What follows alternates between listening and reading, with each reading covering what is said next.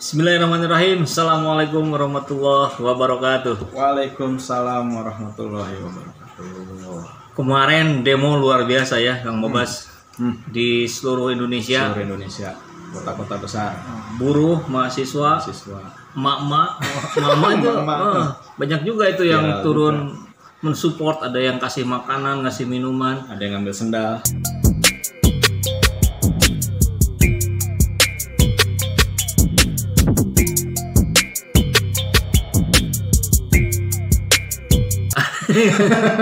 Luar biasa ya, berani sekali. Dan di beberapa wilayah pun nampak TNI memberikan support ya. Baik itu yang sudah kena gas air mata, kemudian ada yang diantar dan sebagainya. Nah, tapi yang menarik adalah ketika di luar bahwa ini perjuangan ini sedang dilakukan oleh berbagai elemen masyarakat ya. Dan hari ini ditambah ormas. Hari ini ormas pun turun ya. Yang menarik adalah bahwa ketika gejolak aksi itu muncul di berbagai kota di Indonesia, itu kemudian para kepala daerahnya mendatangi. Nah, ini patut diapresiasi ini. Mendatangi para demonstran, kemudian memberikan penjelasan dan menerima aspirasi di mana aja itu, membahas di Jawa Barat, di Jakarta, Jawa Timur ya. Dan di berbagai provinsi lain nampaknya juga ada ya. Mereka rata-rata menerima aspirasi itu dan menyampaikannya kepada presiden melalui surat resmi. Ya. Jadi ya seolah-olah atau memang sebenarnya memang ada dukungan gitu ya. Dukungan dari para kepala daerah untuk memperjuangkan penolakan undang-undang Omnibus Law Cipta Kerja ini. Dan setelah itu kalau nggak salah tuh ya, satu hari setelahnya presiden pidato bahwa 34 kepala daerah harus satu suara. Rakyat kan menanggapinya jadi kembali gimana ini ya, bingung. Waktu demo hari kedua, Pak Ridwan Kamil ini bilang dijalani saja dulu Omnibus Law ini selama setahun atau 2 tahun. Kalau misalnya butuh dilakukan evaluasi, baru evaluasi. Lalu besoknya Ridwan Kamil mendukung judulnya gitu ya. Ridwan Kamil mendukung para demonstran yang di Bandung, menyampaikan aspirasinya. Tapi begitu saya baca, ini kan menyampaikan gitu ya. Apakah maksudnya hanya forward message aja gitu? Jadi maksudnya Pak Ridwan terima aspirasi para pendemo di Jawa Barat lalu disampaikan secara resmi ke presiden, tapi tidak menyampaikan sikap beliaunya gitu ya. Baru hari besoknya dinyatakan harus satu suara. Yang pertama kepikiran ini arah-arah otoritarian atau apa ya gitu kan, kok jadi sedap-sedap ngeri gitu. Masalahnya kepala daerah sendiri harus setuju, artinya kan gitu ya kesannya. Padahal sebelum-sebelumnya saya walaupun masih gamang ya, Pak Ridwan Kamil ini penyampaiannya ini bisa dianggap sebagai persetujuan gitu ya, mendukung, sikap mendukung. Ya ini tadi makanya kembali jadi kebingungan lagi gitu. Yang saya khawatirkan adalah sebenarnya yang pertama, ini kalau demo terus menerus ya udah jelas aktivitas sehari-hari saya saja banyak terhambat gitu ya. Jadi kalau tidak segera dikapi dengan baik ya kapan nih selesainya gitu kan ya. Itu yang pertama menjadi kekhawatiran. Yang kedua, dengan kegamangan di atas, yang saya khawatirkan di bawah makin panas. Benar gitu kan, nanti di bawah makin begini begitu, nanti ada orang yang pro kontra, ada kelompok misalnya ya, kelompok pengusaha, oh ini harus gini, nah ikut demo juga, ternyata nanti kan repot gitu ya. Iya pengusahanya yang demo ya. Pengusahanya yang demo gitu. Saya udah berapa lama nggak kerja nih, karyawan saya gitu kan. Iya, sangat mungkin itu ya. Dan kan kalau bicara penerimaan masyarakat terhadap isi dari Undang-Undang Cipta Kerja itu salah paham kan. Bahkan ada bahasa banyak hoaxnya gitu.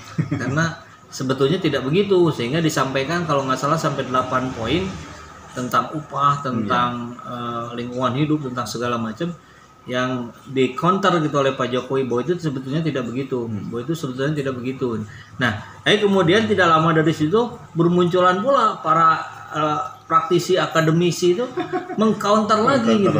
Iya loh, kalau Bapak bilang enggak, tapi kan di sini buktinya ada perubahan. Di sini juga di pasal ini juga kelihatan jelas ada perubahan. Lagi-lagi rakyat jelata yang kebingungan lagi gitu, siapa yang harus didengar ini? Ini dampak psikologisnya kira-kira gimana nih ke masyarakat? Ya, Kalau secara psikologis kan kita artinya bicara sikap mungkin kan ya. Kita bicara sikap. Secara teoritis sikap itu kan ada 3 komponen di dalamnya, afektif, kognitif, dan psikomotorik gitu ya. Nah, kita bicara dulu yang kognitif. Karena menurut pemerintah pusat khususnya pengetahuan rakyat jelata mungkin belum sampai dengan yang dimaksudkan diisi Undang-Undang Cipta Kerja itu secara menyeluruh isinya seperti apa. Kita di bawah mungkin yang bikin hoax tadi kalau misalnya benar dianggap membuat itu adalah hoax, mungkin membacanya salah. Ya kita juga tahu lah ya, bahasa hukum itu kan jelimet gitu ya, nggak semua orang bisa mengerti dengan mudahnya gitu.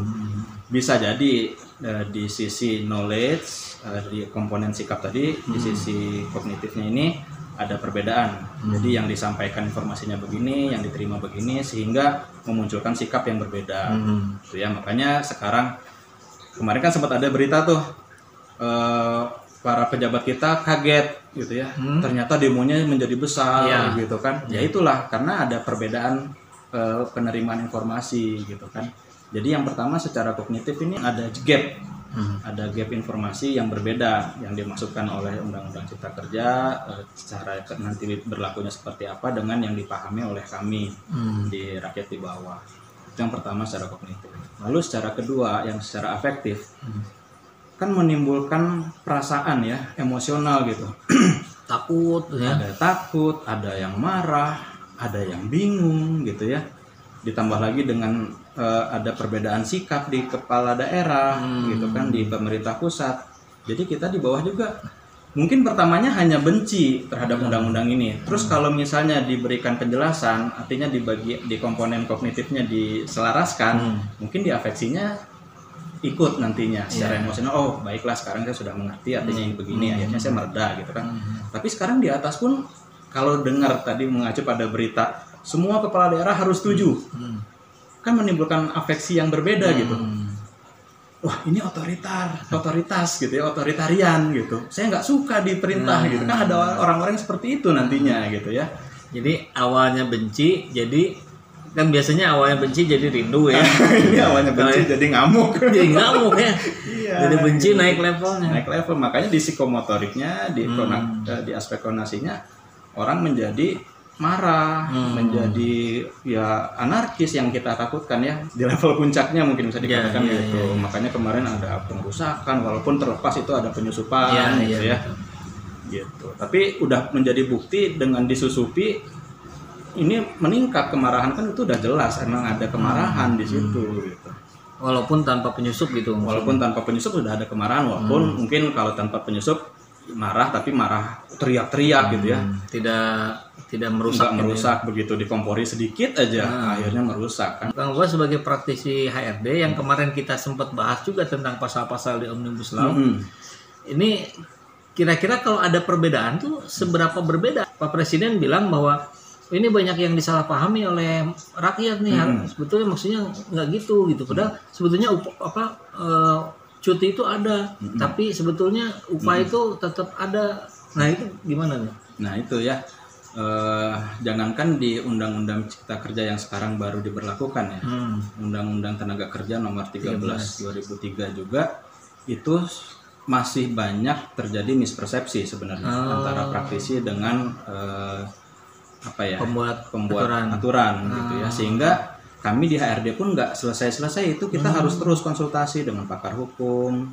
Makanya di HRD juga kan ada legal ya, ada jabatan legal di dalamnya, karena memang untuk menerjemahkan bahasa hukum menjadi bahasa operasional itu juga nggak mudah sebenarnya gitu.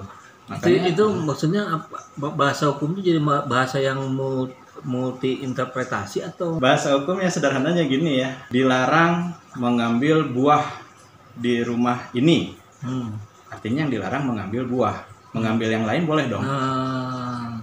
Kira-kira gitu lah gitu kan. Nah ini yang harus yang terus dikonsultasikan dengan pakar hukum biasanya. Sederhananya seperti itu. Jadi kalau dalam konteks ketenaga kerjaan kira-kira apa tuh contoh yang paling sering muncul itu karyawan berhak menerima istirahat selama 12 hari setelah bekerja selama 12 bulan berturut-turut gitu kan. Artinya kan kalau kita serap hanya secara bahasa, artinya karyawan ini baru dapat cuti di tahun kedua setelah dia bekerja, gitu kan. Di tahun pertama nggak ada yang namanya cuti, gitu kan. Harus kerja terus-terusan selama 1 tahun. Yeah. Nah, tapi pada prakteknya kan boleh nggak ya kalau misalnya saya utang cuti? Kan kita juga harus punya fleksibilitas terhadap karyawan, gitu ya.